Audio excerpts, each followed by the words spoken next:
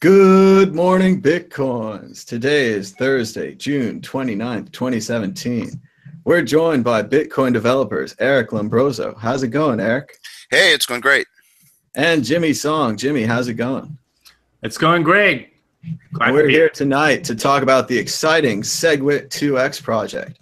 But first, I was just doing some reading today and I read this book called Haunted Empire, and it's a book about what happened to Apple after Steve Jobs left. And I don't know if you guys know it, but even for an Apple fan like me, Apple has had pretty much nothing but problems since Jobs left. The Siri announcement was underwhelming, the antenna issues, the factory issues, the lawsuit with Samsung, the lawsuit with the ebooks. And I got to thinking about Apple without Jobs. Maybe it's a little about Bitcoin without Satoshi and what we're doing now without a founder. And we're reaching our first major crisis point here with the Segwit2X, the UASF. And we've got about 48 viewers right now. If you guys could all give us a thumbs up and a share, that would really help this out. But we're just here tonight to talk about the details of what's going to happen tomorrow when Bitcoin scaling code will be released. And as you know, I've been talking about this on MadBitcoins. Pretty much it's Jeff Garzik and Purse CTO Christopher Jeffrey, who are working on this code, maybe some others, and they're going to release it tomorrow, so we'll get to take a look at it. It's unclear how it's going to be tested, and it's unclear what the code actually is, so we'll have to wait and see. But we've also got some great articles to go with here from Eric and Jimmy. Here's Jimmy's. It's called Segwit2X, What You Need to Know About the Hard Fork.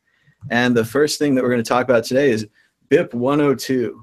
And as we predicted in the past, the UASF style of putting down a date and saying that something has to happen has now been adopted by other projects. And the 102 BIP has been merged into Segwit2X. And basically it says that there's a hard fork to 2 megabytes on a flag day. And Jimmy's article has a useful and helpful timeline if we scroll down a bit. So this hard fork is probably going to happen around November 18th. Maybe even December, so we can have a Christmas celebration. But first, let's just start about the basics and talk about what is BIP 102. So we'll just go to Jimmy Song, give us some background on 102. Yeah, so about 2 years ago, there were a bunch of different Bitcoin improvement proposals related to sort of hard forking to larger block sizes. So Gavin Andreessen, for example, had one where it would eventually go to like, I don't know, a gigabyte block or something like that. There was another one by Peter Woola that was like 2 megabytes and 4 megabytes and 8 megabytes. I think that's like 104. Jeff Garzik just made a very simple one, which was 102, and that was sort of, at the time, one of the more conservative ones, which was, let's just go straight to 2 megabytes on this particular day. There was a lot of debate over it. He actually coded it up, put in a pull request, but there was like a lot of discussion around it, but eventually, people didn't want to adopt it, so he just sort of closed the pull request on his own, I think around September of 2016. And it wasn't really heard from again until Segwit2X. And, big surprise, Jeff Garzik is the lead developer there. And he brought back in BIP 102. And if you look through the code, it says BIP 102, this and that. And it's all over the code. And that's sort of where this thing came from. But basically, the idea is, on a particular, the original one was on a particular day, everyone would just sort of upgrade to 2 megabyte blocks. This one's a little bit different because it's sort of linked to Segwit in the sense that it's supposed to be around 90 days after Segwit activates. That's how they made it work. There's sort of a waiting period after Segwit to sort of get prepped for the flag day, and that's sort of the idea behind it. But that's been merged into Segwit2X code. And I looked through the diff. It's about 500 lines. It's from Bitcoin Core 0.14. They just changed about 500 lines, about half of which is related to BIP 91, which I talked about in my previous article. But yeah, BIP 102 seems to be the mechanism by which they will hard fork to 2 megabytes using Segwit2X. So to be clear on the future of this, is this only a 2 megabyte hard fork, or does it expand, like they've said in their outline, to 8 megabytes sometime in the future? Yeah, so I should be really clear on this. It's not really 2 megabytes; it's 2x, and I made that mistake in the article title, and I had to go correct it. But basically, it changes the weight from 4 million to 8 million, and if you only stuffed it with transactions that are non-Segwit, then it will end up being a maximum of 2 megabytes. But if you add like Segwit transactions and such, it'll average out to 4 megabytes. But it can be as large as 8 megabytes, though that requires some pathologically large, heavy witness transactions. But yeah, so, something like that. All right, let's get Eric in here. What are your thoughts on BIP 102 and the road forward? Well, first of all, I mean, as I've said before, the main issue here is not block size. So let's just completely get rid of that notion. The issue here is process and control of the protocol.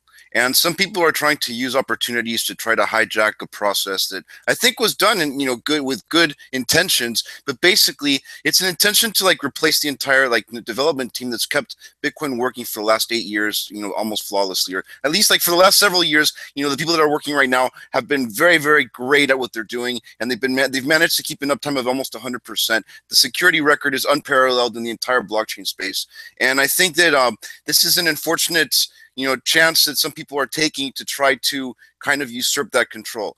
So it's not about block size. It has nothing to do with that, because a lot of us were very, very, very supportive of bigger blocks. There were many, many different ideas that were discussed throughout 2015 of how to get that, how to actually accomplish that. And the best idea by far was Segwit, which already increases block size 2x. It already does this. It accomplishes already in a way that's backwards compatible. It's safe. It's already been done before. We know it works. And we know that there's a huge amount of the ecosystem behind it. Definitely is something that is going to allow much more protocol innovation. It's a much longer term kind of way of looking at scaling. It's not just kicking the can down the road and, like I wrote in my article, kicking it into a hornet's nest essentially, because you're not going to get the entire user population of Bitcoin to agree to this. It's just not going to happen. Yeah, I know that people might think, well, if we have some big authoritative name behind it and we stamp it or something, we sign some agreement or whatever, everyone's going to follow suit. But it's been tried before. It's already been tried several times. This is at least the 4th time that this exact same tactic has been tried. Exactly the same thing. And it doesn't work. And people keep trying it over and over and over and over again. And I keep on trying to explain to these VCs and other people that are trying to get involved in the process how it actually works. And it's I don't know. I mean, either they're not listening or they don't want to listen. I want to think that it's that maybe they just don't understand certain things, and maybe there's just a communication issue. But the way I see it is that there already is a path forward, and everyone already agreed that Segwit is the way to go. It's the next step forward. Why do we need to tie a hard fork to that? What's the purpose of that? Why try to add something even more contentious to something that already has overwhelming support? And if we need a hard fork later, we can always do that, and we can always do that using the tried and tested process, which has given us nearly 100% uptime for the last several years, and it has an unparalleled security record. And I think that it's very irresponsible to try to launch code that has been untested, that's not peer-reviewed, that is being developed in private, that is just being released just a few weeks before it's supposed to activate. That's just ridiculous. Nobody would do that with we're talking tens of billions of dollars here. Are you really willing to risk tens of billions of dollars on something that hasn't really been tested, that's being developed in private by just a very tiny team that doesn't have this experience that all this entire team that we has as far as keeping this whole thing working? And obviously it's worth it to them to risk it because they want control. Now, normally, Eric, I try to push back on this, but I've even heard that they're trying to take over the reference client, that Bitcoin QT, which has been maintained by Bitcoin Core or others, but they want to actually control that as well. So that does lead credence to the theory that we kind of have a large scale, perhaps, takeover of Bitcoin with Antminer and Bitmain on one side with the mining, and then now DCG with the exchanges and the companies and the political leadership, and that they've decided at a higher level this is what they want to do. And now they have 80% of the hash rate. And it looks like, according to Jimmy's timeline, that they're going to do it. But we're not going to do that. We're not going How to do do you that. see it going forward, Eric? No. We're not going to do that. I'm going to keep fighting for a user-activated soft fork. We're going to do this. I believe that we have the best technical talent in the entire space. I don't believe that, I think that people take for granted what these guys do. They do some very, very hard work. They've been studying this protocol for years. There's nobody in the world that understands this stuff better than them. And they don't get listened to by some of these like big money people that think that they can just like buy all this knowledge and influence. And they can't. They cannot. It's impossible to do that. This is something that's earned. You have to go fight in the trenches, and it's earned. It's something you have to fight through, and it takes blood, sweat, and tears to be able to get to the level where you actually understand this well enough to be able to do this. And to disregard these people's input when it comes to these kinds of decisions is just an absolute insult. And I have to just say, I mean, I don't want any bad blood. I never wanted a war. I always wanted things to work peacefully. I've tried talking to Bitmain. I even went to China to talk to them, arranged a meeting with all the top mining pools there and everyone, and tried to find a solution. And we're just not getting straight answers, and the demands are just getting more and more ridiculous. And as a Bitcoin user, I mean, I'm also a developer and a business person and all the other stuff. But as a Bitcoin user, I also hold some of my savings in Bitcoin. And I'm very concerned about someone just being able to change those rules from under me whenever they feel like it. And I'm very much opposed to these kinds of agreements. I even oppose the Hong Kong agreement, counter to some of my other core developer, other core developers did want to do something like that. I was very much against that also. I just don't believe this is the way that Bitcoin works. It's not the way to move forward. It doesn't accomplish the objective that people want. I know that people are sick of like this whole debate or whatever, and like they want finality or whatever. The thing is that this whole system works on incentives. It doesn't work on legal contracts. It's cryptography. It's something that's global. There's no jurisdiction that controls Bitcoin. It's completely outside of any country's and any nation's jurisdiction right now. Of course, people can, regulate stuff at certain levels. You can understand that maybe exchanges would have, KYC compliance or other stuff, that other regulation that's necessary at some level, right? But Bitcoin at the protocol level is right now unregulated, and it should remain that way. And I very strongly believe that.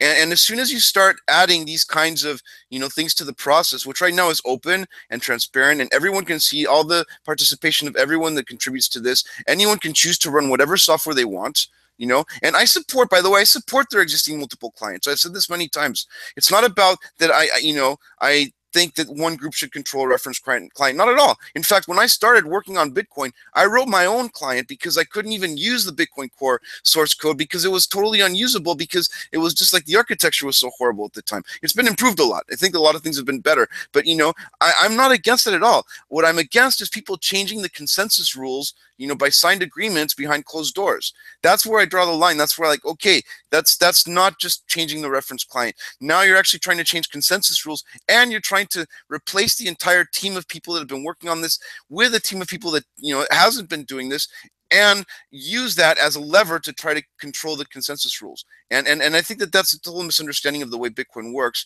And I feel bad for companies that are taking that path, because I just don't see that.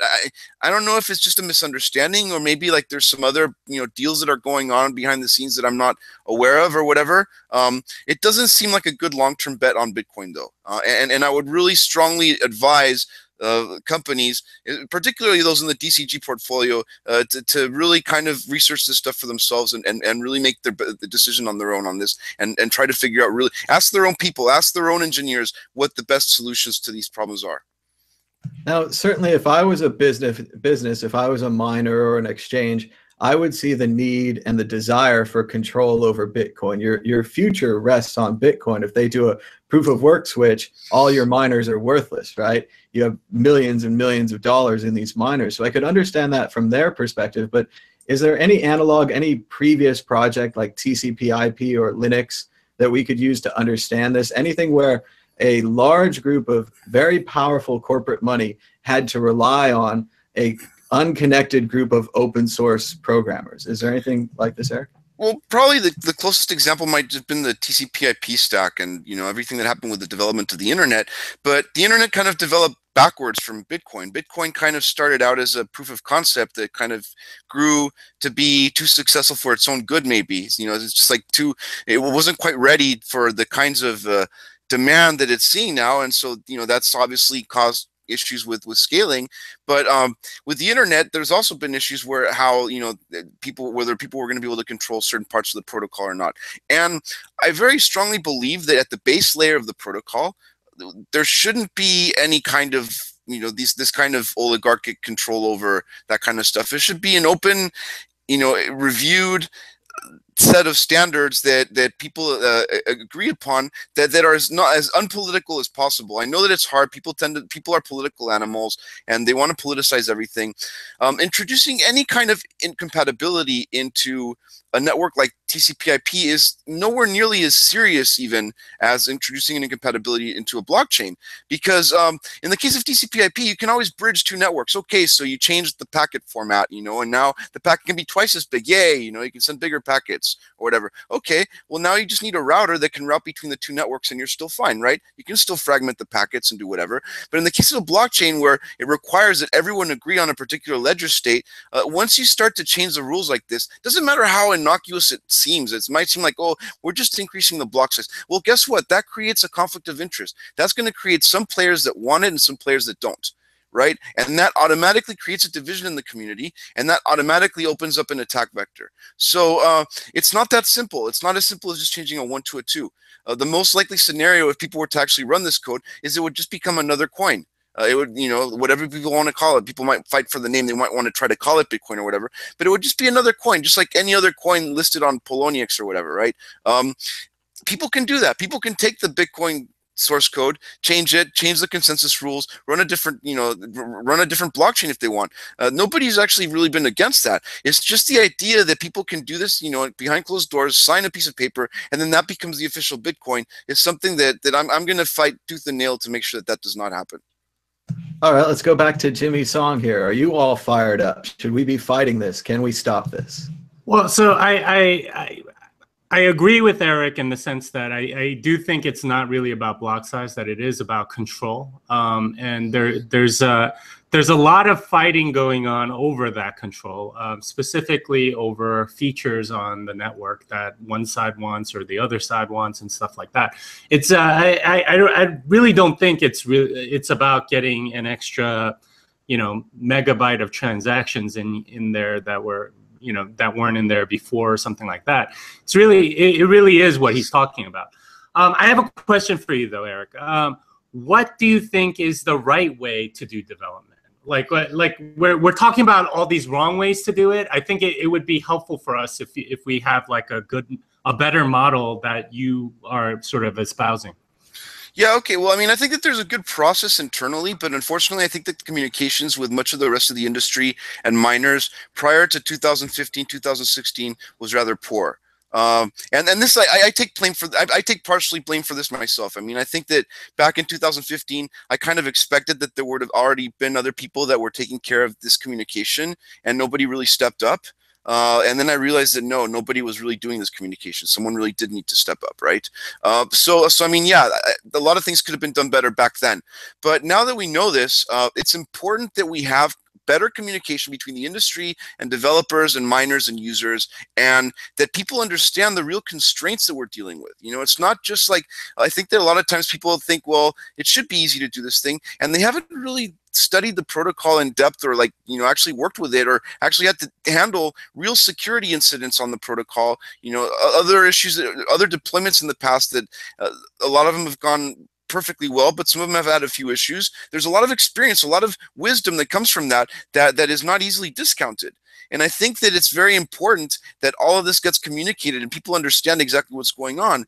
And a big problem is that a lot of this communication kind of got relegated to like social media, Reddit or Twitter or whatever, and people just kind of argue it out there. And that's not at all how the development process works at all. I mean, none of the development process takes place on social media, actually. I mean, this is the place where people kind of like vent frustrations about stuff or just like make comments about particular opinions they have about whatever or express themselves in other ways. We have an actual process, and there's mailing lists. There's an actual GitHub repository, or several actually, that people manage, that different people manage for different branches of different development for different ideas.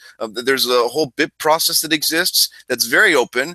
A lot of people have submitted BIPs that, you know, some of them, a lot of them, people just, you know, a lot of them are maybe not going to get you know, much usage, but you know, everyone can submit a BIP and actually get a number for a BIP and post the BIP, right? And that's happened for a lot of these other BIPs that people have not really wanted to go through on. You know, obviously posting a BIP doesn't mean that people are going to accept it. In the end, you have to convince users, though. You know, it's the users of Bitcoin that define it. And if you can't convince the users to run a particular set of rules, then Bitcoin isn't that. Bitcoin is whatever users decide to make it be that. And it's not even what developers decide. You know, like, we've tried to put stuff into Bitcoin. A lot of us have tried to make a lot of changes that we think are great, but other people don't like. And it's like, okay, whatever. I mean, it's hard to change. We accept that. There's so many things I would have wanted to change that would have benefited my business in Bitcoin, but I can't, because I know that it's a constraint. It's just something that I cannot do in Bitcoin. It's important that business executives and venture capitalists and people that are really kind of trying to make big decisions on this understand the stakes and understand what's actually possible and what's not, and understand that the politics are very, very crucial, and user support is a critical piece of all this, and it cannot be just dictated from on high. Right. Okay. So I think you hit on a point that I want to sort of delve a little deeper into, which is that there was sort of like a communication breakdown and some loss of trust, I think, between, say, like the development community and the mining community in particular, but even some, you know, some obviously like VCs and people like that, business executives, you know, business owners, people that have all these, you know, things at stake. What would you propose to sort of repair that trust? How do we get back to a place where we can like work together, like you're saying? Well, I've tried several things. I mean, we've tried many things since then. I mean, I think in 2016, we definitely changed a lot of the things we were doing. We definitely went out more to media. We started talking more to people, to journalists, to reporters. We started to reach out more to business executives and to talk to them. We reached out a lot more to miners. I think that even though I think the Hong Kong meeting was a mistake, I've made a lot of critiques about that, we did manage to have schedule another meeting with miners in the summer of 2016. And that meeting I thought went very well. We had, you know, Jihan and McCree from Bitmain. They specifically agreed that they were going to activate Segwit.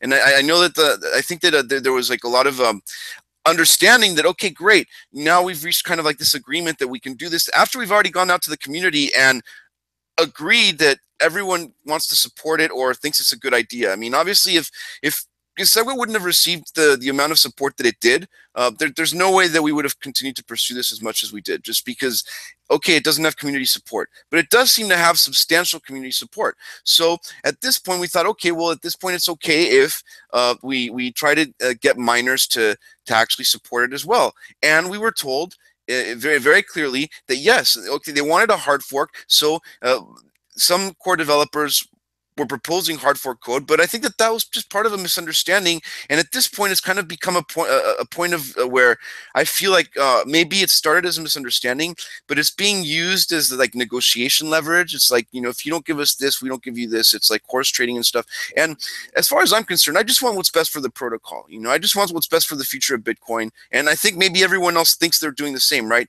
But and maybe I'm guilty of doing some stuff that maybe is not, but I'm trying. I'm doing my absolute best that I can to try to just propose stuff that I think will help Bitcoin, right? I think that given all the constraints of everything that was going on, and I'm not just talking about the technical constraints, I'm talking about the economic constraints, the political constraints, you know, the social situation, all the stuff that was going on at the time just made it very, very, very, very difficult to deploy a 2 megabyte hard fork that would introduce an incompatibility. And it wasn't because I was opposed to, you know, 2 megabytes in principle. If you look at my early mailing list posts, in fact, I was very supportive of that, as were many other core developers, as was, for instance, Peter Willey, you know, who was one of the main authors of Segwit. He was very much in favor of bigger blocks, but was very concerned about hard forks and the issues of contentious forks and all that kind of stuff, as were many others. And you know, there's the resource requirements issue as well, but I think that that's secondary. I think that we've already established that the network can handle twice as big blocks right now without serious security issues. Obviously, the bigger the blocks get, the higher the validation costs get, the more the chance for a consensus failure. And this is just math. I mean, this is not a matter of like ideological, thinking of, just like some kind of decentralized utopia or anything like that. No, nothing at all. It's just pragmatics. The bigger the blocks are, the more expensive they are to validate, the more likelihood of a consensus failure. So we need to be more careful. We need to have more safeguards. We need to have a better system that can better manage and mitigate these kinds of situations. Add to that the divergence of interests and users who really, don't want to do that. And a lot of users there's a lot of hodlers out there that are holding Bitcoin. They just want a secure blockchain. They don't care that much about fees. There are other people that are using it for transaction processing that are really concerned about fees because they want to be able to make smaller payments, and they're getting priced out. And I totally understand that. But in the end, it just does not seem like a sincere campaign. It seems like it was a campaign to oust the existing development team, to try to install people that were easier to control or manage or whatever. And we're basically throwing out all the experience and all of the wisdom and knowledge and expertise that came from years of working on this protocol and making improvements to it, and all the experience that comes from that. It's priceless. This is stuff you cannot buy. This is years of working together with people intensively, hours a day, just on all sorts of different kinds of things. And there's just something which I think needs to be better understood and I think respected. And it's not about arguing on social media or stuff like that. These protocols don't care. These consensus protocols don't care about arguments on social media. They care about incentives. People are going to run what they're incentivized to run, and in the end, some players might have more influence than others in certain ways or whatever. But it's a tug of war in some places, and some people have opposing interests, and it needs to be balanced. It needs to remain balanced for it to be a secure network that is able to remain stable. As soon as you start to introduce any kind of incompatibility, you start to get into this, go down this path where a lot of scenarios need to be dealt with. And the biggest problem that most of the core developers had in 2015 was not about block size. It was the fact that all these scenarios were not looked into, and there was no real research into the implications that it would have for the security of the network, given that we cannot just force the entire network to make this change. And if we were to do that, it would set a terrible precedent. I think given the Ethereum and the Ethereum Classic situation, that a hard fork must be avoided at all costs, even just based upon the idea of complexity. If I have to explain to a user whether they should use Bitcoin 1 or Bitcoin 2, it's just a complete nightmare just from a usability and a marketing perspective, let alone all the other technical things that Eric's brought up. But I do think you touched on one thing. Is there something we can give them? Because it does seem like somebody's been promised a 2 megabyte hard fork, and they have their heart set on it, and they want it under the Christmas tree, wrapped with a bow. And I know maybe we can't give them an executive producer credit, but something maybe substantive, maybe even just something that's a face-saving measure where we could say, we're sorry we can't give you a 2 megabyte hard fork, but we got you a really cool cell phone, something like that. That would be awesome. If it was just a matter of like getting Jihan a nice bottle of wine and taking him out to dinner, I would do that. I have no problem with that. It's like, seriously, like I really, if it's just about that, we could find something, right? But it's just a 2 megabyte hard fork is not something that you can promise in Bitcoin. It's just not part of the protocol's design. It doesn't work that way. And it's not and the more that we try to convince people that it's possible to do, the more disappointed they're going to get. So it's not something you can promise in Bitcoin. And if it were possible to promise that in Bitcoin, it would not be very interesting for many of us. I think that, we'd probably want to work on some other project, because as soon as you can start promising that kind of stuff, then I think it loses the most important feature that it has. So let's get Jimmy back in here. What's going to happen going further? Is Bitcoin going to split? Are half the smart guys, or maybe even 90% of the smart guys, all going to leave? What's going to happen here? Well, so I don't really know. The big thing that I've noticed from the Segwit2X code base is this November 18th thing. It looks like it's in the code, and if 80% of the miners and whoever signed the New York agreement run this code, then there will be a hard fork, regardless. And that seems like, and both sides will have Segwit obviously by then, but still there will be a hard fork. I don't really see a way just to add to that, to clarify that the 80%, they're pretty much locked in, right? They're DCG companies, they're Bitmain. It's not like votes where we're saying like Senate or something, somebody could change their mind. They pretty much have decided this, right, Jimmy? But they can change, though. I mean, they can change, yeah. They can change, but they signed an agreement, and it would look really bad. Especially to the people that they promised. They've pledged their blood oaths. I mean, but did they really sign to have some other development team that is not the team that's been like working on this to develop this stuff in secret and then like to publish stuff just a few weeks before it's supposed to be released? Is that really what they signed up for? Because if that's what they signed up for, then I hate to say it, but then the industry is just incompetent. Like they're not capable of doing secure software. And if that's the case, then it's that. And if that's not the case, then I would hope that they would change their minds and voice their opinions and strongly state, no, that is not what we agreed to, because we know that that's not the way that that secure software is developed. All right. So Eric, the thing is about Segwit2X, it does have this hard fork later, but it also has this, you also have to rely on this client to activate Segwit for you. Like Segwit doesn't activate unless Segwit2X works. No, we can also do a user-activated soft fork. We don't need the signaling thing. This whole signaling thing is a huge problem that I think created a very terrible narrative. It was an arbitrary system that was created by developers. It was invented by developers in order to coordinate smooth soft fork transitions. It was not designed to be a political system for voting on controversial issues, ever. That was never the intention. The first soft forks that were deployed on Bitcoin were user-activated soft forks. This was a later mechanism that was introduced, and it was introduced for the courtesy of miners to be able to reduce their orphan rates and reduce the probability that they're going to actually end up mining blocks that are invalid. That was the real motivation behind it. The goal is still that we need to get most of the nodes out there to be willing to enforce the new rules, but we coordinate with miners, right? And so that's why we had this meeting last summer in Palo Alto and specifically talked about how we're going to do this, how we're going to coordinate for this. And we got a resounding yes, okay, we are going to coordinate on this. If it had not been for that, if we had considered that there had been this kind of like, contentious or like adversarial situation, then BIP9 would not have been used. We would not have used this signaling mechanism because it obviously does not work in this kind of circumstance. So now miners are using the fact that developers gave them this ability to basically veto as leverage to gain other stuff, to try to get other kinds of promises or demands and stuff. And these demands simply don't make sense. You cannot demand that Bitcoin just simply change its rules to whatever you want. Doesn't matter how much hash power you have.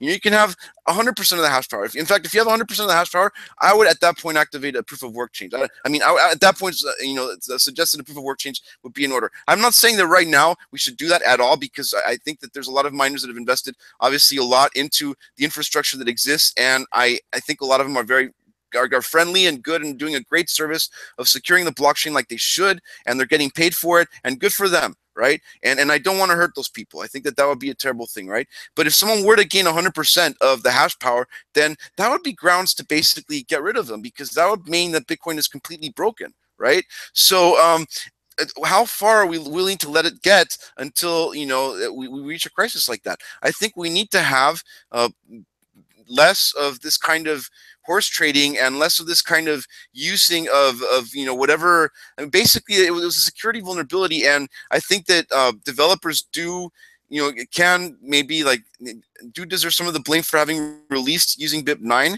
but at the same time, we had only the best of intentions at the moment. We thought, okay, we've gotten through all these disagreements. It seems like the miners are for it. They're going to support it. Great. This is going to be a very, very safe activation. It's going to be wonderful, and everyone's going to be happy, right?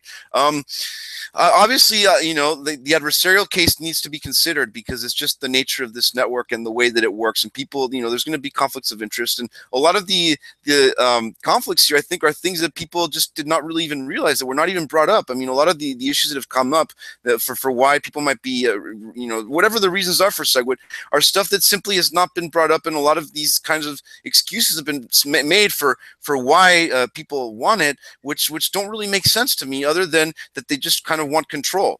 And no, that's not why I got into Bitcoin. That's not why I think a lot of us, if not most of us, got into Bitcoin. And if that can never happen to Bitcoin, then I think that Bitcoin is basically lost. So I don't, and Segwit is not really the point here. I mean, I worked on Segwit. I was one of the co-authors of the BIP 141 and everything. I think it's a great idea. I strongly support it. I think it will allow for a lot of great innovation. But to me, that's not the main point here. In fact, I would prefer a Bitcoin that does not have Segwit, but is not possible to be controlled by any kind of entity like this, like changing the consensus rules, than one with Segwit where we need to use these kinds of tactics to get it in. So that's why I just feel like it's totally missing the point. We're sacrificing the most valuable part of Bitcoin to get something in it, which is cool, but which basically, you know, if it weren't for the real part of Bitcoin that actually gives it the security, the decentralized security, we could use other technology much more efficiently and accomplish much better things than trying to do it this route. So Segwit doesn't make sense unless we want to keep this decentralization. All right, so let's try to understand the other side. Eric said that what they're doing is threatening the very security of Bitcoin, that Bitcoin itself would not function. There'd be a potential for game-changing bugs, billions of dollars at risk. Do they understand? I know they want control. Everyone wants control. Control is great. Do they understand the risks that they're going through to get that control? Jimmy. Well, so I mean, I get what you're saying, Eric, and you know, I think what you're saying is that there's this decentralized governance, essentially, or decentralized sort of like nobody can sort of hold it hostage. There's some progress and stuff like that. I still don't think I have a good, clear idea of what your ideal scenario for Bitcoin is, or how we get people to work together. Because at this point, it seems so fundamentally broken that we are headed for a hard fork, unless there's some like miracle compromise in between. And there's no real avoiding it at this point. And like you were saying, I really do think there's going to be a proof of work change on a minority chain, and it's not going to be good for anybody. And I would like to avoid that if possible, but I don't see a way.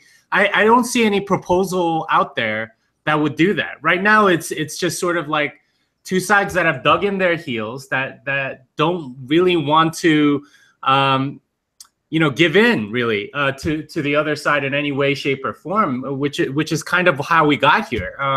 And I would hate to see that, because for me that would destroy Bitcoin's largely value property. I actually kind of disagree, Jimmy. I think that it's working very well given the circumstances. I mean, the fact that it works 24/7, there's like almost no security incidents. Sure, I mean, sometimes you get a little congestion, sometimes the fees go up, but it works, right? The value's there. It's a great store of value. It works wonderfully for a lot of people. A lot of people have made tons of money just like holding Bitcoin, right? And so I think it actually works better than expected. I'm actually blown away that it's lasted 8 years and it still continues to work continuously.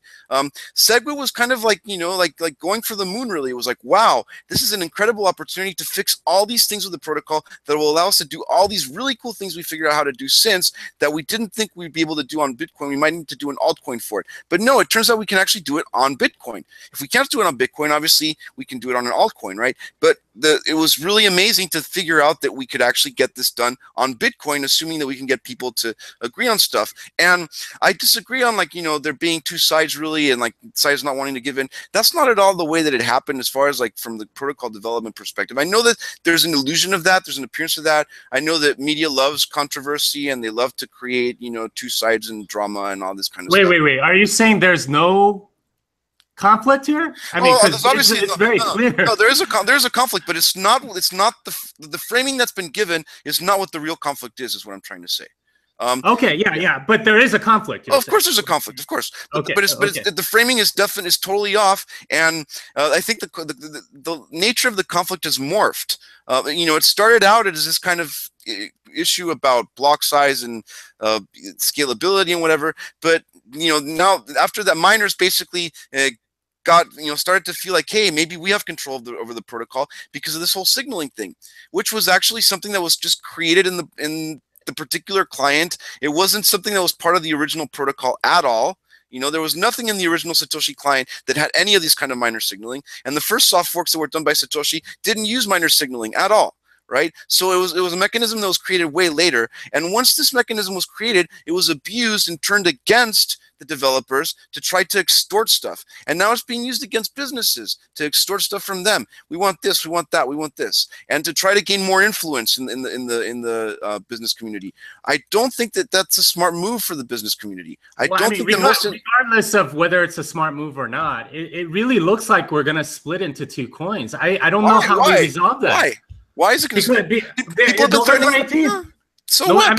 There was January whatever for Bitcoin XT. There was the Bitcoin Classic stuff. There was a Bitcoin Unlimited. Now there's this. This is just the 4th time it's been tried. I'm telling you, Jimmy, it's the same formula. It doesn't work. We're used to this. I've been in the trenches for 2 years. I know this whole battle. I've seen this battle. I've fought it many times, and it doesn't work. It's not gonna work. I get your perspective. It's not gonna work. There's not gonna be a chain split, or if there is a chain split, it'll be an alt that nobody uses, and that's why nobody's done it. If people actually thought that this had economic support, they would already do it. They'd make money. They'd do it. But it doesn't. The fact is, they just want control. Eric. For a Thanksgiving turkey, it's all good until the day that it gets its head chopped off, and that's what it seems like a scenario for me, right? It's fine. Like threatening nuclear weapons works every time until the last time. Like going all in works every time until the last time, and like there are sort of situations where past experience doesn't necessarily predict future behavior, and this seems to be one of them. To me, it looks exactly the same. I mean, honestly, it looks no different than any of the other times that this has been attempted. It's exactly the same. It's like you've already seen the battle play out, and you've memorized every single person, every single thing that they're doing. It's exactly the same layout, the same ground, the same everything. It's the same exact situation. It's not going to happen. I'm not convinced of that because it's not going to happen. It's just not going to happen. I'm telling you. If there is a hard fork, it'll be to something that will be not called Bitcoin, or if it is called Bitcoin, then all the top talent will probably leave and work on something else. Right, and which would be horrible, right? Like that would destroy Bitcoin. I don't think that investors are that ridiculous. I mean, okay, maybe some decisions are ridiculous, but I mean, I don't think they're suicidal, right? I don't think that they actually want to like give up, kill the golden goose completely, right? When Jimmy mentioned all in, these are the all in people. These are the gamblers. I mean, they're looking to win big here with total control. There's a lot to win here. Is there anything that we could give them that would help them understand? I think Eric's arguing Bitcoin is kind of like a science project, and we should all be kind of writing in journals like Nature magazine, and we should be peer reviewing, and we should be passing things around. I know we used to have the Bitcoin Foundation, and it kind of blew up and it didn't work. They had a couple of developers they were staffing. MIT pays a couple of developers. Some of the companies have a few developers. Is there any kind of structure? And I know everyone hates structure, but I think if we had some kind of structure to give them, maybe they would rest easier that Bitcoin's in the hands of this structure rather than, I think there might be an idea that Bitcoin's controlled by some kind of crazy cypherpunks, and that these businessmen and miners are coming in to save it from the cypherpunks. So we're doing our best right now to try to publish more articles on information on how the process actually works, because there is a process. And there is a way to actually submit stuff and to get your stuff reviewed, and it's open to the entire public, and anyone can review anyone else's stuff. And everyone's opinions are welcome. Not everyone's opinions are correct, but that doesn't mean that their opinions are not welcome. Everyone's welcome to comment whatever they want, right? And that's just the way that it's worked. And I think that this focus, for instance, on social media has distorted that, because a lot of people don't interact with development outside of that, and they think, oh, well, this is how development works. It's not like that at all. That's just people expressing themselves on social media. That's not how the development process works at all. There is a development process, and I'd be more than happy to help any of these companies or investors or whatever understand better how it works, and that it actually keeps their money safe. It's actually what's enabled Bitcoin to thrive and survive and last this long, and that's what's allowed it to grow in value so much. I totally believe you. I believe you. I think like the developers have been doing a good job. They've been securing the network. There's a trust problem right now, though, right? Like, I think your point is correct about there's a lot of risk in doing a 2 megabyte hard fork and stuff. But when you lose trust, What trust? I mean, what did most developers ever promise to anyone? Okay, so a couple. Well, I think that was a problem with the Hong Kong. I don't think. Yeah, I mean, there's been a lot of trust loss. I mean, I think we talked about this earlier, right? There's been communication issues in the past and things like that. There's been trust lost, and how do you convince these people? I worked so hard to fix that, though. I worked so hard. You know, I've done everything I can to. I don't know what else to do. I mean, you know. I've tried everything. Yet. It's not over yet. And so, you know, I've been trying to communicate with all the different stakeholders and to try to. I mean, I'm not like arguing that we should have or shouldn't have 2 megabyte blocks. That's not the point for me. It's like if the whole community wants 2 megabyte blocks and it's safe and it's secure, fine. Like I'm totally for it, right? That's never been my point. I've just tried to communicate to all the different segments of the community what is actually possible, what's practical to do, you know, and what the constraints are of the problems that we have right now, and to try to understand different people's points of views, what they want, what their, you know, what is their point of contention, or why they mistrust. And you know, I went to Beijing. I tried to talk to Bitmain. I tried to talk to all the other mining pools, get the perspective directly from them. I did not go there to sell them anything. I specifically said in my opening remarks, I was not there to try to sell them anything or to try to get them to run any particular software. I just wanted to hear what their concerns are, and I didn't get a straight answer. I didn't. I can't deal with people. You cannot deal with people who don't give you straight answers. You can't. Eric, I believe your intentions are good and everything else, but there's still a trust gap, right? Like if they don't trust you, they don't trust you. What did I do? What did I do? Right. Well, I mean, seriously, what did I ever do to any of these people? The Hong Kong agreement. I mean, I was not in Hong Kong. I was not part of that. I know that Core also doesn't have a single rep. This has nothing to do with Bitcoin Core even. This is like beyond all that. You know, this is Bitcoin. Bitcoin's much bigger than any of that stuff. Right. But I mean, the developers you're saying that these people should trust, they've certainly lost some trust with these other people, right? I know that like Greg Maxwell does great work. He understands a lot of stuff. He's very good at finding flaws in different things, and he's a world-class developer. Everyone knows that. The thing is, there's a lot of people that don't trust Greg Maxwell, right? Especially in industry. How do you fix that? What do you do to make that work? He has some media issues. I mean, definitely. Like, I mean, I think he's brilliant, but obviously he hasn't been like quite the guy to like, you know, do like the PR and other kinds of stuff. And I mean, that's fine. Like, we don't expect everyone to be the best at everything. I'm sure that most tech companies out there have brilliant engineers that are probably not the people that are, you know, going out and like posting on social media and stuff like that on behalf of the company, because they're not the right person to do that, right? So why is it? Because it just so happens that someone that's brilliant, that's working on the code, happens to post something on social media, and that's like representative of the entire like effort. It doesn't make sense. It doesn't, you know, it's just doesn't. Regardless of whether or not it's rational, there is sort of a trust gap, right? Like, how do you bridge it? Like from a realpolitik like sort of perspective, what do you do to bridge this gap? Regardless, because like that's the only way this is gonna get solved. I don't know. I mean, I don't even work for Blockstream. I've never gotten paid anything from Blockstream. I don't own any Blockstream equity at all. You know, I got involved in this because I really wanted to find a solution that works for everyone and the best possible solution. And I think that Segwit was that best possible solution that gave that 2 megabyte increase and fixed all these other things for everyone else. I know that there was a framing issue and people didn't really understand it that way. It had nothing to do with Greg Maxwell like trying to like give orders on anything or whatever, you know. I don't always agree with Greg. I mean, I think he's a brilliant guy. I think he's come up with a lot of amazing ideas on Bitcoin. I think he's a great security expert, like on a lot of things when it comes to like technical, like protocol security stuff. But I don't agree with him on everything. I don't agree with him, for instance, on public policy, on like, you know, how to do like, you know, public relations, for instance. I think we have a pretty strong disagreement there, right? But that's okay, right? I still work with him because I think he's brilliant at what he does, and that's totally cool. And I think that people that are smart investors should be able to pick the best talent in the different things that they're good at and use that talent and focus it for doing something good. And if people happen to not be so good at some other thing, okay, well, they're not that person for that, you know. And I know that Bitcoin didn't have any kind of top-down structure, so people kind of expected there to be one maybe, and there wasn't, so they just kind of assumed by default that that's what it is. But that was never the structure. I think Greg is a very, very respected developer. He definitely has, he's contributed tons of wonderful ideas to Bitcoin, and he's taken a huge role in ensuring that it's secure by reviewing stuff and seeing if, finding a lot of problems and stuff like that. But I mean, yeah, okay, so he gets into arguments with people sometimes, and other developers have gotten into arguments in public with people sometimes, and whatever, and tempers have flared or whatever.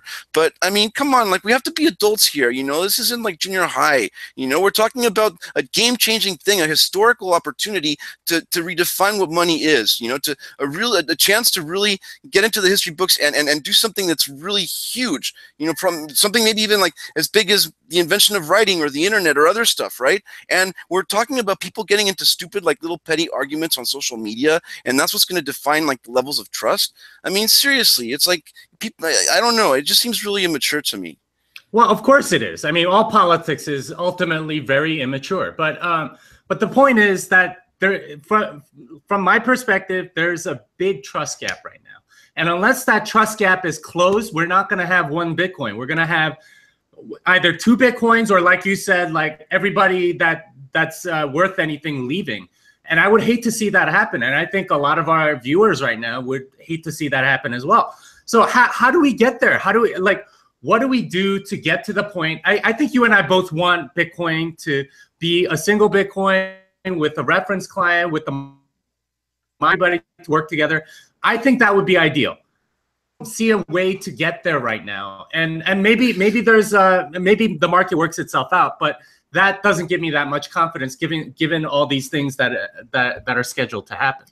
Well, I mean, I have to say, I mean, I think that one thing we could definitely do that would help things a lot is to stop trying to just rush into these meetings and sign agreements and actually get to know each other, get to know people, mingle a little, socialize, get to know who they are, like get to understand each other a little bit, get to see, like, what their background is and what drives them, what are their motivations, why do they do what they do, and understand each other on a human level, right? Once that happens, then we can actually start talking about the protocol and what's actually possible to do with the protocol, and what our interests are. Hey, I want this, but this is actually going to hurt me because of this. Okay, at least, like, we're being honest. Yeah, maybe there's some protocol feature that's going to hurt my business, and I'll say I don't want that because it's going to hurt my business. Okay, fine, like, at least, like, we're being honest about our rationales or whatever. But instead what we're getting here is people are just trying to just rush into agreements and get something done as quickly as possible without understanding any of the politics or any of the technology. And it's just not a good solution. It's not a good recipe for making anything happen. So I would say, first off, let's cut it out with these kinds of signed agreement stuff, all that kind of bullshit. Like, no, let's not do that. Let's actually have people meet each other in person and discuss stuff and get to know each other and communicate and try to build trust that way. Once we build the trust, then we can actually go ahead. The only other alternative is to keep on pushing with, the divergence of interest and the fact that the status quo is untenable. And if that's the case, then I'm going to keep on pushing for a user-activated soft fork, because that's the only way I believe that we can get past this impasse. Well, so are you asking for a user-activated soft fork post, like, Segwit activation, or or before that? Like, what are you thinking with pushing for a user? I would love for Bitmain to keep their word and actually signal Segwit like they said. 95% for an entire period, a retargeting period, and then we won't need to do a user-activated software for this. It'll be exactly according to plan, like we did. If that does not happen, though, first of all, we're never going to use BIP9 to deploy anything, almost for sure, because it's obviously something that's got serious problems. And second of all, if people really do want Segwit and it really is getting in the way of progress for the network, and it's creating more tensions and more congestion, all this stuff, well, maybe that needs resolution, right? And so then I believe the game theory says that a user-activated soft fork is the quickest way to make that actually happen. So if people actually want that, if the goal really is to make that happen as quickly as possible, there's nothing faster than BIP 148 right now. That's the quickest way to get it activated. If you're willing to wait, I'm not in a hurry to get Segwit in right away into Bitcoin right now. I just don't like the direction it's going right now. I really don't like this whole idea that people are trying to reach these kinds of agreements without user support. And I think that there's this bubble that exists in much of the industry where, like, they kind of talk to each other and they think, okay, yeah, everything's going great. But the most important, the most critical users, the most critical element of the ecosystem right now needs to be taken into account. And I think that a lot of those people are being very disenfranchised by what's taking place right now, and they're just not going to go along with it out of principle. Okay, so I've been thinking here. Now, maybe we're going about this the wrong way. Maybe we need a bigger hammer. Could we get something like a user-activated soft fork with a proof of work switch, just to show them that we're serious? Like, we've tried the other way. Eric says he's tried talking. They won't talk seriously. And I've talked and I've talked and I've talked. But maybe we could go the other way. And I mean, there's proof of work change code ready already. It's there. I mean, I don't want to. I don't activate using that right. With a UASF, and we said, hey, we're going to do this. I wouldn't want to combine the two things. Well, we have to try something, right? If we've tried the nice way a lot and it's not working. Well, so I mean, all of this talk about like sort of user-activated software, it looks like we're going to get Segwit by like mid to late August. If that happens, then the next deadline is this hard fork. Saying like, let's do a user before that to sort of cut them off at the pass, or are you willing to sort of like wait out that hard fork? I'm just saying that people aren't going to run that code. It's just not going to happen. It didn't happen with XT. It didn't happen with Classic. It didn't happen with BU. It's not going to happen with this, with Segwit2X. But it sounds like the hard fork's been tied into Segwit2X. So the Segwit that we're getting comes with a hard fork. So how are we going to only eat half of it? How are we going to eat only half? That's not possible, though. The protocol does not allow you to tie those things together. It's just not the possible. protocol doesn't, but there's an agreement, right? Like that's they're sort of using that in. If people don't want to run that code. Users can do whatever they want, obviously. I'm not going to run that code. I'm not going to, and I'm going to advocate for that. Everyone that I talk to does not run that code. Expert advice: do not run that code. Do not run it. If you don't want to lose billions of dollars, do not run that code. That's an individual. Well, I mean, you are getting it there because individuals can choose, but corporations have fiduciary duty. They have a reason to try to get control. So, I mean, I think you need to argue what you're arguing is that getting control is so risky. They're going to be liable for potentially billions of other people's money. Do they really want to be liable? Do they really want those liabilities? I don't think so. I don't think the incentives are there. It doesn't matter what's signed. See, like, if there are two coins, everyone's going to want to run both because you have coins on both. Sure. Pre-fork, you have. I mean, you're going to want to sell it for one, right? Well, you can't do it until there's a fork, right? Like you can do it right now. People have done that already. People have made so many. I mean, most of them are altcoins because they deliberately try to be a different chain, right? They have a different genesis block. But anyone could hard fork Bitcoin right now. Anyone could do it. Right. I'm talking about the situation when there's a hard fork. You're saying don't run this code, I don't think most of DCG's companies are actually going to run that code. But you're gonna need to run that code to trade that coin. Otherwise, you can't get rid of it. It's there forever. You're gonna like give up a significant amount of value. Have any support from any like real people that actually understand the protocol. So like, but this is also true of every exchange and merchant. They also have Bitcoin. They need to run both to get maximum value out of both. Yeah, and which one do you think they're gonna is going to be more valued? Okay, right. So the problem is there's probably more value in both. If you get two of something, there's more value. I mean, if people want to flip Bitcoin. Only one that has to make a decision is a miner because they have to commit to a block or like blockchain one way or the other. So you have like everyone else is going to run both coins, both clients because they want to maximize the Bitcoin that they have. It's economically rational. Mm-hmm. But let them do it. We can't stop people from doing that. People could have always done that. If people want to do that, let them do that. We can't stop it, but that's not the way that I want Bitcoin to evolve. And if Bitcoin's going to evolve that way, I will probably go work on something else. Right, that's what I'm saying. We're gonna get to that point, and it seems like that's a very big possibility. What are we gonna do about it? But I don't think that that's gonna happen. I think that people are gonna come to their senses, and they're gonna realize that they don't want to be liable for billions of dollars of other people's money, and they're not gonna run this code. Well, but let's go back over Jimmy's timeline. July 21st, Segwit2X is due to be released, and presumably all participants to the New York agreement will run it. So that's 21 days. And we have essentially agreement-bound companies. I really hope that that's not what they actually signed, that they're going to run that code. Because if that's what they signed, it either shows that coercion or incompetence. And I hope it's just coercion. Because I really like a lot of these companies. I really like a lot of DCG portfolio companies. I get along great with a lot of people there, and I think that there's a lot of great thinking people that really have good ideas and great companies, right?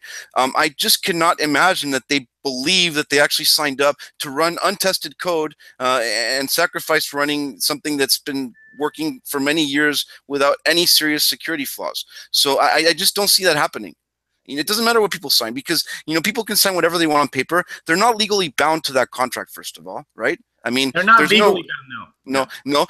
But they're very financially bound to the bitcoins of their users and the value of the network. So if they're going to be liable for billions of dollars, right, versus just kind of like saying, oh, you know what, I didn't mean to sign that. It's pretty clear what the right decision is, right? Well, so Eric, I don't think it's billions of dollars, because if you're a merchant and this screws up, you lose maybe like 50,000. I mean, that's not a small amount.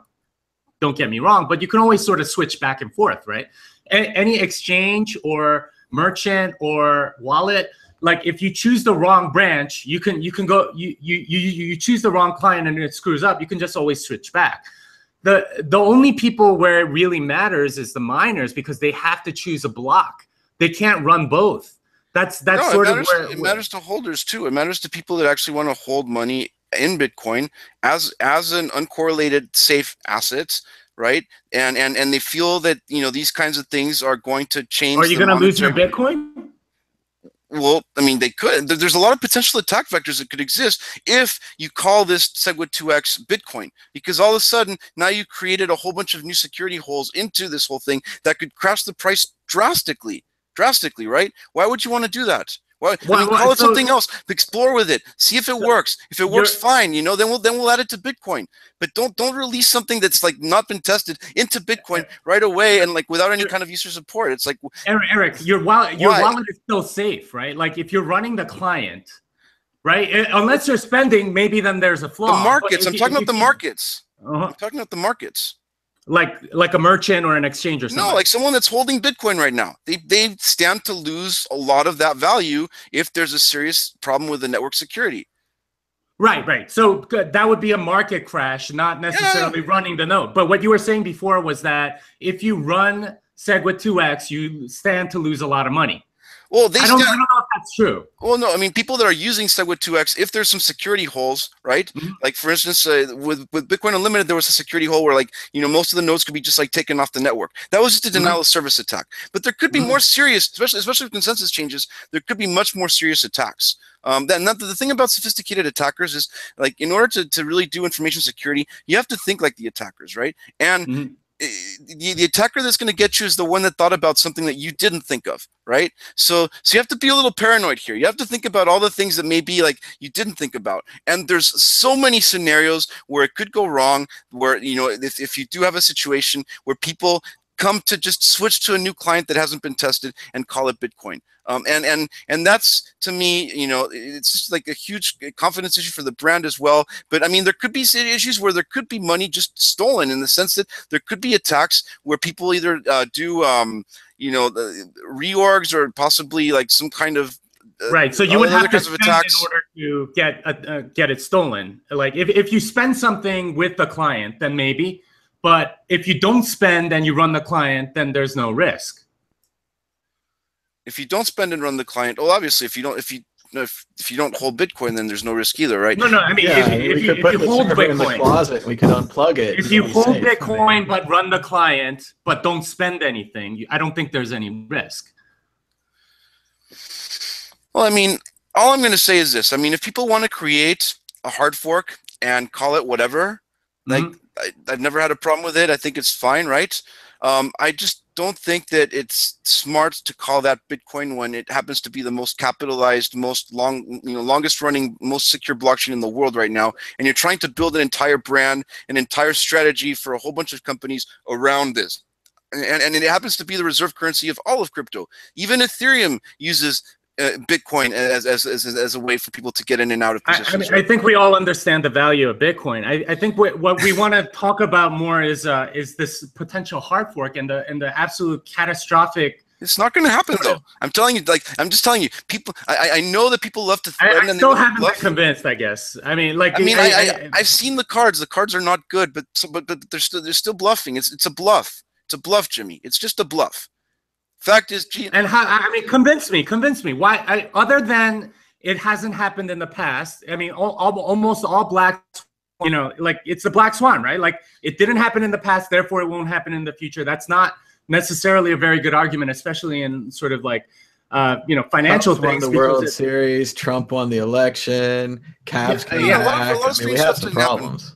A lot of strange stuff can happen, but we have to consider that the power of activating something like that really rests in the hands of the economic nodes, the businesses, the exchanges, the wallets, the users, not the miners. Agreed that. The miners do not have that power, right? So it doesn't matter what Jihan wants, or like if he insists that he needs this for whatever, that if you're negotiating with that, then you're just like basically playing against a weak hand, and you're letting the other person bluff against you. And if that's what happened to TCG, like I really feel bad. I mean, I don't know what else might have been the issue here, but the fact of the matter is, all these different businesses are going to have to run this, and they're going to have to tell their users, yes, we're going to be using this, and you're going to trust us that we're going to use this well. Well, what if there's a huge security problem and it causes a whole bunch of issues, right? And they happen to lose a lot of their users' money.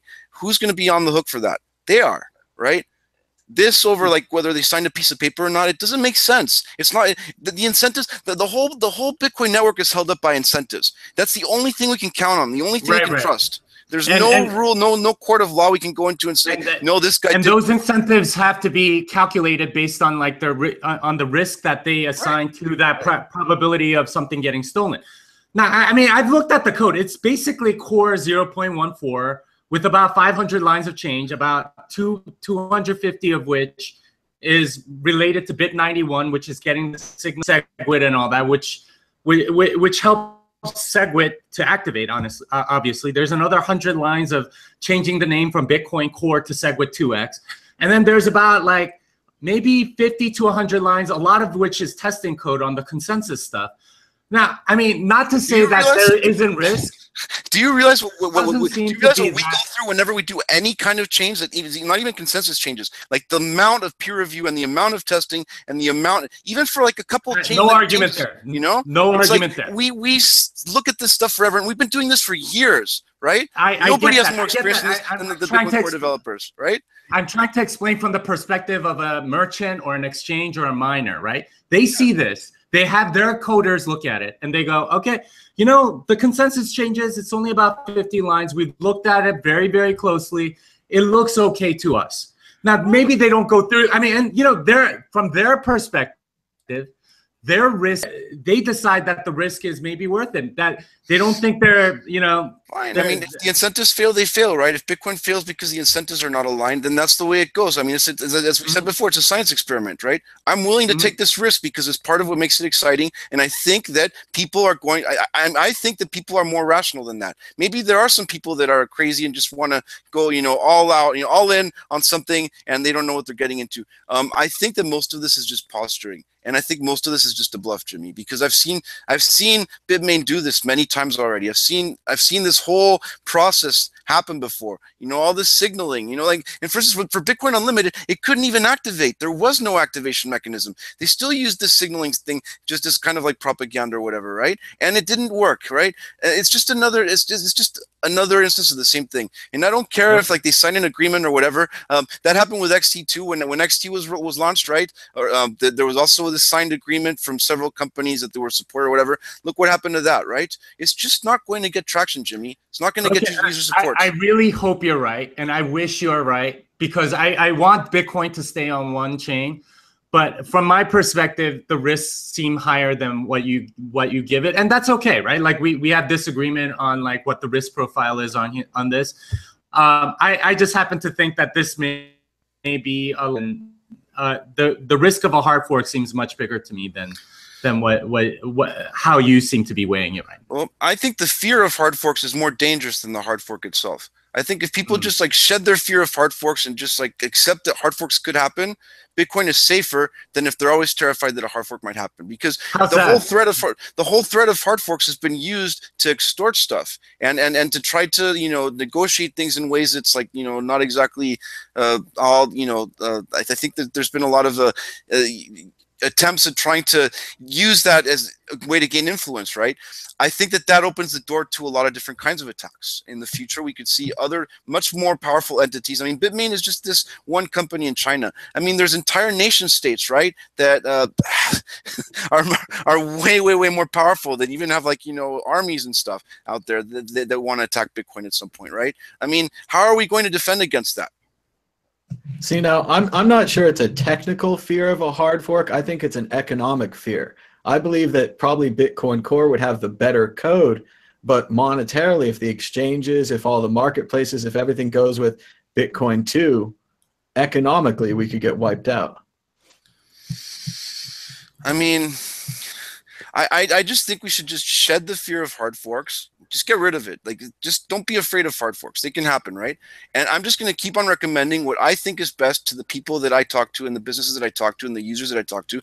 They can do whatever they want. I believe it's your fundamental right as a Bitcoin user to run whatever software you want, as a Bitcoin business to run whatever software you want. But you are responsible for your own Bitcoins if you hold them. And if you're a company that holds Bitcoins for other people, you are liable for those Bitcoin, right? So if you lose that, there's no going back. This is not Ethereum where we can just like roll back the blockchain and say, you know what? Oh, okay, yeah, we kind of made a little, you know, we got a little problem here. We're going to just like kind of roll back the transaction. No, that's not the way that this works. And it's, once we do it, you cannot go back. It's absolutely just a one-way thing.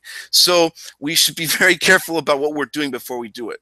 And this is not about games. This is not about, you know, trying to win like stupid arguments on Reddit or whatever. This is about real money, real people's savings. You know, people that actually count on this money to be able to pay their bills, right? And I don't think that it's right to be subjecting these people's money to like these kinds of horse trading among people that are self-styled elites, trying to kind of, you know, tell people what code they need to run or whatever. That's just that's just not what Bitcoin is. I mean, they can try to make it be that, but it's just not going to become that because they want it to be that. Bitcoin was there before any of these people got involved.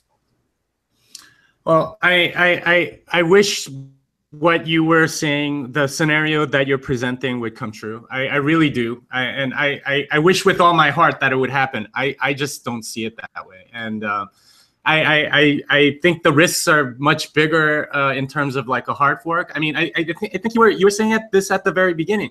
The framing of this whole debate has been wrong. Yeah. Right. It's more about control. Yes. And if you are going for, and if you are a miner and you're in that position and you want control, and you might want to take the risk of running this software.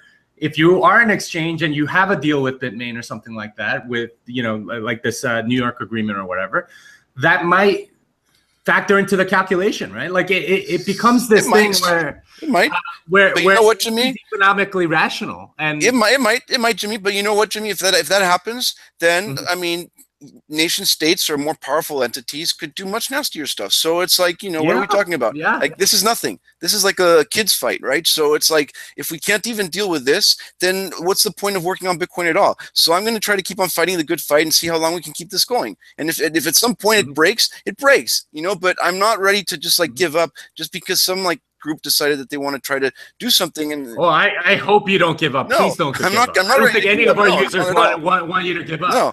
I think what we are saying, though, is we would like to, if there was a way to find a unified path, at least for me, that would be the preferred outcome. And for me too.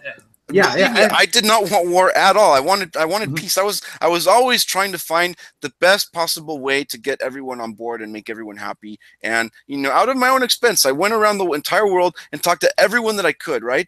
To basically try to, you know, I'm not like this big VC funded guy or whatever. Like I'm doing this out of like, you know, my own, you know, company and my own self funding, right? And I've traveled around to talk to everyone that I can, try to get their point of view, not try to sell them on anything specifically necessarily, just try to listen to what their concerns are, right? And try to find a way forward. And at this point, it just feels like it's extortion, Jimmy. It feels like it's extortion, like we're being extorted. And it's not something that I'm willing to just put up with. I'm going to fight against it. And you know, if that means, you know, that this is the way that we need to do it to make sure that that the extortion stops, then that's what we need to do. We need to stop the extortion. It needs to end. We cannot continue having Bitcoin extorted by special interests that just have their own interests in mind and don't care about the rest of the network. And I'm going to stand up for that. And I'm going to stand up for all the users that care about that. So I think we're heading towards closing thoughts here. We have about 21 days left until the Segwit2X activates. The code is supposed to be released tomorrow, so hopefully we'll get our first look at it. Not to say we'll just find security holes or anything like that, but at least it can start to be reviewed, even though the timeline is very, very rushed. What can we do going forward? Think of a positive thing that we can do. Maybe there are some DCG companies that could talk to the others. Maybe they could have a larger debate. Maybe CoinDesk could write some articles. I think Kraken is a DCG company, but they didn't sign this. Maybe Jesse Powell at Kraken could reach out to the other DCG companies, maybe explain some of what Eric said here, that we are taking huge riscs with. I've actually talked to a few DCG companies, and a lot of them have very much agreed. I've talked to several CTOs and several CEOs of companies in the DCG portfolio, and most of the people that I've talked to are very concerned that there are some serious security risks with this. Is it the point that we need to kind of ask for whistleblowers, Eric? Do we need some of the more technical people of these companies to stand up and reach out, go against your PR, and actually say you disagree with the New York? Yes, absolutely. Absolutely. You know, don't get paid to be stupid. You know, get paid to be smart. Do smart stuff. You know, do good stuff with your life. You know, don't get stuck into a career where you get paid so you can just lie for your employer, because that just doesn't end well for I mean, seriously, like, come on, people. Like, this is a chance to change the world. You know, like, we're trying to, like, do something huge here, and people getting stuck over this kind of stuff it just seems so stupid, so petty. It's just like stuff that, like, do you really want that to be what history remembers you for? A bold statement. Jimmy, do you agree? Other final thoughts here? Well, I'm still really concerned about the hard fork. I mean, I would love to have the optimism that Eric does. I actually really admire your optimism about all this. I've been through this so many times already, Jimmy, that it's like, it's already like, I just live with it. It's just like, that's just my life, you know? I just accept it. I admire your optimism. I guess I have to be sort of the Eeyore here. I still see a lot of risk going forward. And you know, I mean, the biggest risk, I think, that Eric, that you outlined, is if it becomes sort of this hard fork, then and a lot of the Bitcoin developers quit.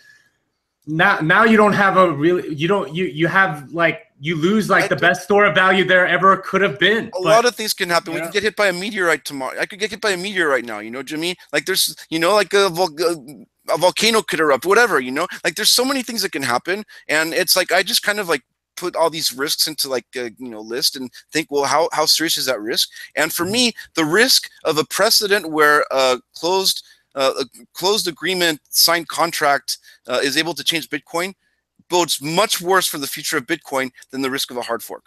So I put that at a much higher level on my list of risks to Bitcoin, and I'm willing to take the risk of a hard fork any day before I take the risk of Bitcoin being changed this way. Well, I certainly hope you're right. My personal view is that this has some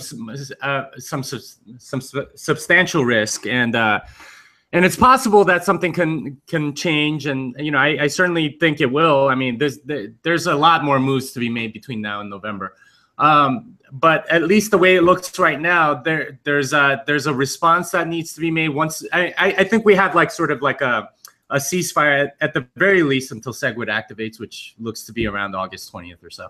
So you know, unless something crazy happens between now and then, Segwit2X doesn't release on time and UASF goes through or something like that, you know, it looks like there's a ceasefire for now. Now, whether or not, you know, we have some resolution later on and something else happens, or somebody backs down, or somebody announces something different, or, you know, I don't know how that will play out. I just don't see a really good path to unifying Bitcoin. And I don't know, maybe a lot of people don't want Bitcoin to be unified. It certainly seems that way to me. Like, when I talk to people on certain sides, you know, like, they're like, let's get rid of Jihan, let's get rid of Bitmain. And, you know, people on the other side say, let's get rid of Core. Just for the record, I don't really want to get rid of Jihan. I've always wanted him to be a part of it, like, as far as everything I've done in the past. I said, okay, you know, let's see how we can all make money. I don't feel he's been honest and upfront with me. I feel that he's been very, you know, deceptive and very, like, and acted in ways that you know, can just be described as extortion at this point. And if he's willing to stop that, I don't want to get rid of anyone. right? But if he doesn't stop that, then I believe that it's detrimental for the health of Bitcoin that people like that are participating. So, you know, it's just, I mean, sure, like I'm willing to deal with anyone as long as they're reasonable. So that I don't want there to be sides. I don't want there to be like, you know, it's us versus them or whatever. I want everyone to win, Jimmy. I want everyone to win. I know that some people are set on destroying Bitcoin. I mean, there's going to be some people that just want to sabotage it just because of the nature of it, right? There's people that do want division. That's just part of the nature of it. That's part of what we're dealing with. That's just like the nominal state of Bitcoin. It's under attack 24/7. Yet it still survives, and yet it still operates reliably within the constraints of the rules of the protocol, you know, set forth. And I think that that's an amazing thing. It's amazing that it continues to work that way. Is it risky? Sure it is. I would not recommend putting all your life savings into Bitcoin right now, you know, no matter who you are. You know, obviously some people can risk more than others. You know, I think it's a fun game to be in. I definitely would suggest, you know, at least putting some of your money into Bitcoin, right? But it's risky. It's a risky investment, sure. I'm not going to sit here and tell you that everything is perfectly fine and safe and nothing ever possibly wrong could ever go wrong. But I will tell you that we do know about a certain few things that possibly could go wrong if people do make certain bad decisions. And I'm just telling people, you know, how to avoid making those bad decisions, and that's it. Well, I think we got off track a little bit. I think what I would like to see is some sort of solution where we end up with one Bitcoin and one Bitcoin that's not sort of dominated by anybody, because I don't want a centralized coin. I don't think anybody wants a centralized coin. And you know, like with any sort of hard fork, any sort of you know, split into two, I think that's a very strong possibility for both coins. So that's been my goal for months now, and that's what I've been trying to sort of push the community towards. I don't know if they listen to me or whatever, but that's why I write my articles or whatever. I would like to see that happen. I admire your optimism. I really hope that that you can continue to work and do what you're doing, and you know, let that happen. So after 2 years of being attacked nonstop, constantly, day after day, it's like you build some thicker skin, Jimmy. It's like you just had, after a certain point, you're like, you know what? Okay, this is a battle. It's going to be a battle. It's going to last for a long time, and I'm just going to, you know, deal with it. And I'm still going to keep on developing whatever I can, working with the people that are willing to listen and cooperate and work on stuff, and people that are smart that come up with really cool ideas. And I'm going to keep on working with them and keep on trying to push the state of, you know, just take this as far as possible. But it is risky. And I think that, you know, it'd be nice to have more communication within the industry, better communication, and for people to understand that I think that there might be a problem that people kind of feel like there's total anarchy, there's no governance whatsoever, and someone needs to step in or whatever. Well, the fact is that the system itself has dynamic rules by which it operates, just based on the protocol and based on social phenomena, the way that people interact, the way that people, you know, value things, and the whole process that exists in creating any kind of community like that. The way that the Bitcoin has bootstrapped itself is really remarkable in that way. But there is a science to it. You know, there are certain rules that the system tends to follow, certain dynamics. And if you push too hard here, then this might break over here. And if you push too hard over here, then this might break over here. It's necessary that the key stakeholders and decision makers understand these things before they get into making these decisions. And if they don't, then they're gambling, but not only gambling, they're gambling with the odds completely stacked against them, because if you make any random change to the code, chances are it's not going to do something you want. I mean, you know, so it's like the chances of screwing everything up are much higher than the chances of actually fixing something when you change code, right? So yeah, I agree. There's sort of economic incentives that you can't really screw with in a nonlinear system like this, and that's absolutely true.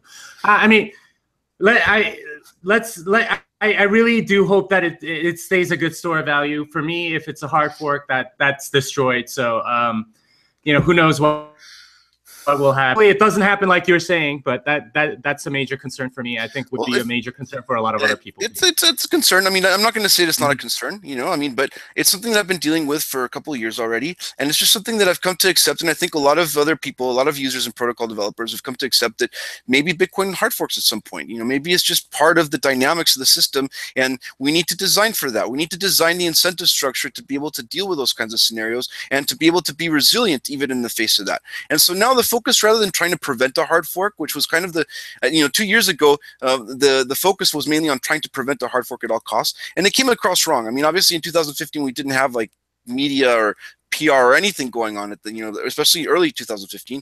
And, a lot of people just kind of took it as like, oh, like Bitcoin Core like doesn't want to increase block size or some stupid stuff like that, which actually had nothing to do with what was actually being discussed inside of the development community, right? The concern was much more the security stuff and whether it's actually possible to do a hard fork securely, right? Now, it went from there to 2015. Now the thinking is much more, well, we cannot prevent hard forks. If people want a hard fork, they're going to hard fork. How do we try to create incentive structures within Bitcoin or manage the incentive structures to be balanced? And what are the actual incentive structures? Who are the different players? And what are their motivations? And how do they cooperate? Or how do they how are these things actually negotiated within the protocol itself? Right, and trying to understand these things. That doesn't mean that everyone's going to work harmoniously all the time, but I think it's good for people to actually understand what's actually possible. Like if someone threatens something, is it a real threat? Or are they just bluffing? Like, how serious is that threat? And if someone is able to just threaten stuff and make it seem like it's, it's much more dangerous than it really is, then it's basically, allowing for people to get it. You don't want to get bluffed. I get that. Yeah. Okay. All right. I think Thomas wants to close the show, so I really I just want to close on a note that I hope that we can find a way forward together. I think Eric and Jimmy have both laid out some of the options going forward, and the idea of a contentious hard fork where half or maybe all of the development team leaves would be a disaster to Bitcoin. We'd see other projects that are maybe better than Bitcoin as these people take their ideas with them. And I think Bitcoin would have a stagnation problem as well as a testing problem where these things haven't been thoroughly tested. We're rolling out unknown code. I don't like to have to say this, but perhaps if you're at a DCG portfolio company, you need to speak out maybe internally, maybe even externally. If you're a highly technical person and you agree with Eric and you think this is too risky and that they should maybe slow down and think about what they're doing, even if they are under external force of threat, even if they have been manipulated, you have to look at what's best for Bitcoin, what's good for this store of value that we all want to use and we all want to go forward into the future. This is one of our first largest major tests. But I think Eric and Jimmy are both right. If this was pulled off by a state actor, we would see it in a much larger and more organized form. So this will be back again. So if we don't win this one, the next one's going to be much, much harder. So I think there's still a chance for us to come together. We have 21 days left. The code comes out tomorrow, so we'll see some reviews and hopefully some discussion. But thanks so much for everyone for joining us. Towards the end here, we spiked up to around 300 viewers. Wow. Don't worry, this whole show will be archived. You can watch it on YouTube. You can go back to the beginning and catch the information. I haven't taken a look at the chat yet, but I'm sure it's scrolling by. If everyone could just subscribe to MadBitcoins would be great. And then tomorrow at 1 o'clock Pacific time, we're going to be doing the Bitcoin group where we're going to talk a weekly discussion of all the issues in Bitcoin. And we'll probably be heading back over this Segwit2X ground tomorrow. But just like to thank Eric and Jimmy for being on the show. You guys have been great. Hopefully we can do this again in the weeks going forward as we go towards August 1st, the deadline for the UASF, and July 21st when Segwit2X is supposed to activate. So thanks so much for everyone for watching, and until next time, bye-bye.